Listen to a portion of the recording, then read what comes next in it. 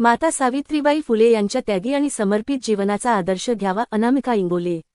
भारतीय समाजात स्त्री शिक्षणाची मुहूर्तमेढ रोवणाऱ्या क्रांतिज्योती माता सावित्रीबाई फुले यांच्या जयंतीनिमित्त प्रभागातील विविध ठिकाणी अभिवादन व कार्यक्रमांचे आयोजन करण्यात आले.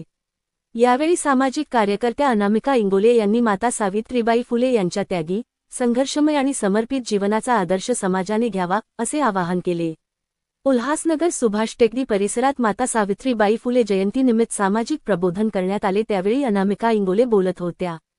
त्या म्हणाल्या की माता सावित्रीबाई फुले यांनी स्त्री, दलित आणि वंचित समाजाच्या शिक्षणासाठी आयुष्यभर संघर्ष केला. सामाजिक बहिष्कार, अपमान आणि छळ सहन करूनही त्यांनी शिक्षणाचा दिवा विझू दिला नाही. आजच्या पिढीने त्यांच्या विचारांवर चालत शिक्षण, समानता आणि सामाजिक न्यायासाठी पुढे येणे अत्यंत गरजेचे आहे. या प्रसंगी माता सावित्रीबाई फुले यांच्या प्रतिमेस पुष्पहार अर्पण करून अभिवादन करण्यात आले. तसेच बहुजन समाज पार्टीचे उमेदवार निवेदिता जाधव, शंकुतला जगाताप, खुशी राडे, भास्कर शिनगारे यांनी विचारधारेवर आधारित विचारमंथन, मार्गदर्शनपर भाषणे केले. माता सावित्रीबाई फुले यांचे कार्य आणि विचार आजही समाजाला दिशा देणारे असून त्यांचा वारसा जपणे ही प्रत्येकाची जबाबदारी आहे, असे मत यावेळी व्यक्त करण्यात आले. श्री साम्राज्य न्यूजसाठी व्हिडिओ जर्नलिस्ट सुरेश जगताप, उल्हासनगर. आजच्या सावित्रीबाई फुले जयंतीनिमित्तानं महिलांना काय उद्देशून बोलावं? सर्वप्रथम तर सावित्रीबाई क्रांतिज्योती सावित्रीबाई फुलेंना विनम्र अभिवादन करते जयंतीनिमित्त.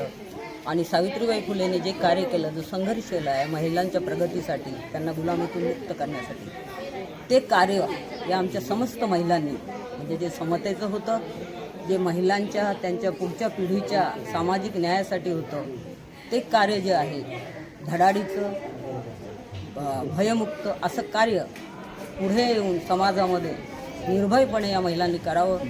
आणि ही जी लोकशाही आहे बाबासाहेबांनी दिलेली, बाबासाहेबांनी जसं त्यांचं कार्य पुढे नेलं, महात्मा फुले हे त्यांचे गुरु होते, तसंच सावित्रीबाई फुलेंचं कार्य आजच्या या स्त्रियांनी पुढे न्यावं, हीच आजच्या प्रसंगी जयंतीनिमित्त मी माझं मत व्यक्त करते.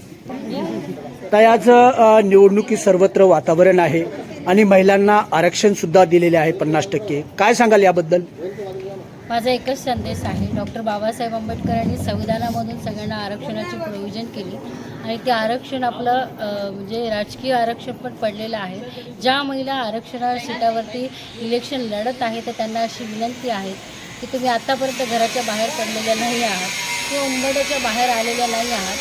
तुम्हाला आरक्षण पडलं म्हणून बाहेर काढण्यात आलेलं आहे, पण निवडणुकी जिंको किंवा हारो, यानंतरही तुम्ही अशा निर्भीडपणे वागावं आणि समोर समाजाचं प्रतिनिधित्व करावं, एवढंच माझं आजच्या दिवशी सावित्रीबाई फुलेच्या जयंती दिवशी त्यांना विनंती राहील आणि तेच अभिवादन सावित्रीबाईंना राहील. धन्यवाद.